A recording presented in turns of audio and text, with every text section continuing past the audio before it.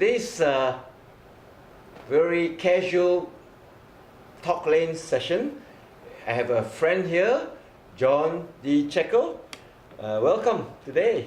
Thank you, Sanfu. We've been doing some coaching sessions on computers, and he came here to do some things, some creative stuff that you do. Tell us more about what you do, or what have you been doing in your lifetime, John?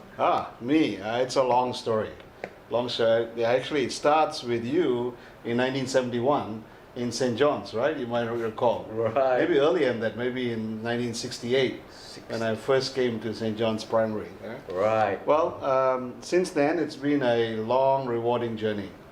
From KL, I went to Sungai Petani, then to New Zealand, where we corresponded a little bit, I think, at that time. Those days had to be by snail mail, right? That's right, by snail mail, absolutely.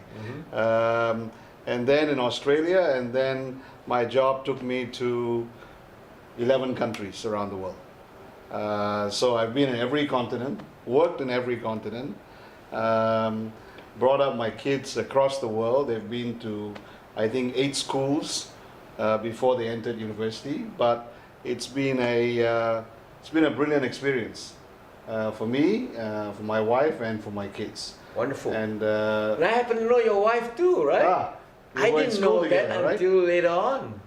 What a coincidence. You were in Taylor's College together, in the same class, I believe. Yeah, she was in the same class. Yes. Right. Yeah. So it's a small world. So the Coca-Cola company that I joined after I graduated took me around the world, and I decided in 2011 or 2012 that it's time to come back to my roots, because if I don't do it now, I'll never do it. I'll probably end up living in the US or in Australia or UK somewhere. So I decided to come back to Malaysia, and so here I am. And Malaysia is a perfect place. Why? Well, number one, I've always lived here. Of course, I'm biased, right? But I've been to 30 other countries in the world, right? But what I like about Malaysia is that we're right in between the East and the West. Right. Correct? So today, after, I've decided to, publish a book this year, right? And so I'd like to just explain a little bit about the book and why you're contributing to it, right? Because it's on the theme about change. Right. In fact, I wrote some things here, some of my notes that I do when I'm, all alone, about self-mastery, right? That basically, each of us have our own route in life, different vocations, different education, our family upbringing, And then I've thought about it, and I said, how did I become how I am today? Because the first question is, when you were young, we always ask, what is that, right? And how does it work, And I found later that the question that my parents or my siblings would get fed up of me asking is, but why? They could answer the what is this? They could answer how does it work? But when I ask why, they get very frustrated. So over my lifetime, and after I grew as an adult now, I can choose what job I want, who I want to marry, how many kids I want to have. I began to, experiment my life to find out answers that I always had when I was a young kid. Very good. So the book is really very much about my experiences, right?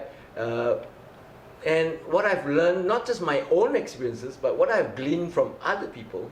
Because in basic, short philosophy that I had, very simple Asian philosophy, the body, the mind, the spirit, right? It's very ancient. It's not even Asian, it's I think it's kind of an old philosophy, right? That there's a body, there's a mind, there's a spirit, right? Correct. So I started writing, and I started finding that all my blogs were based on these 3 perimeters. One's about family, body, about things that we do, relationships and so forth. And something else was about work. It's about our education, our knowledge, about making money. I had a separate blog for that. Then there's a spiritual realm, the unseen and unknown, Very interesting stuff that you can talk all day, all night. People argue, fight over it. Something that cannot be proven. So we call it the spiritual, right?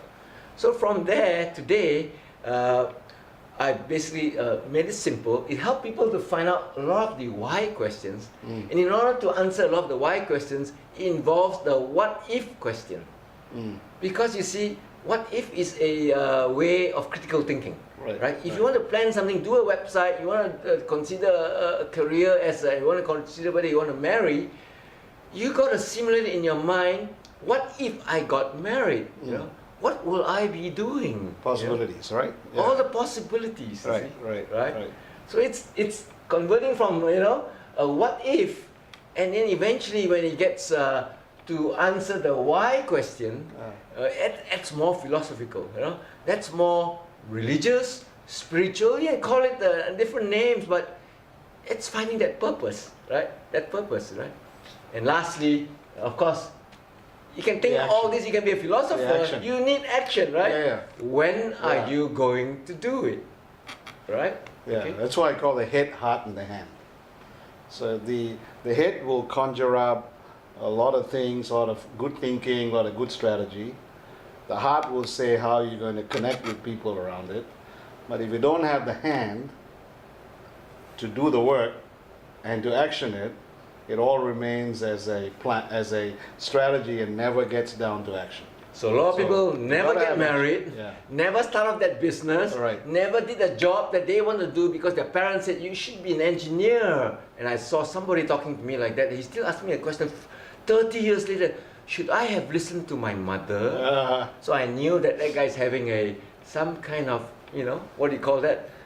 Double thoughts about, whether he made the right decision or not, right? So that's basically what the book is about, helping us to sort those things out, and I look forward to your book. Thank you very much. Okay. Thank you, Sanfu.